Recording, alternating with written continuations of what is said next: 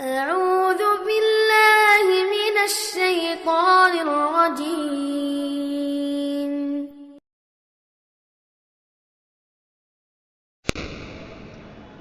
بسم الله الرحمن الرحيم.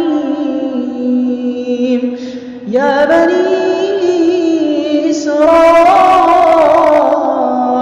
اذكروا نعمتي التي أنعمت عليكم وأوفوا بعهدي أوف بعهدكم وإياي فارهبون. وآمنوا بما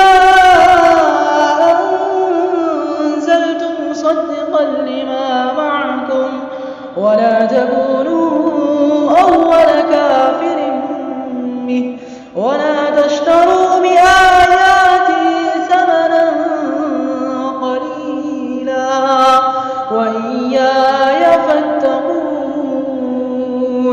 ولا تلبسوا الحق بالباطل وتكتموا الحق وأنتم تعلمون. وأقيموا الصلاة وآتوا الزكاة واركعوا مع الراكعين.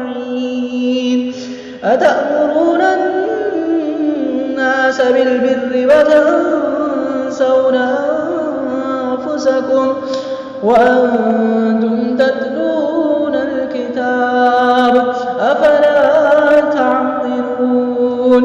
واستعينوا بالصبر والصلاة وإنها لكبيرة إلا على الخاشعين الذين يظنون أنهم ملاقو ربهم وأنهم إليه راجعون.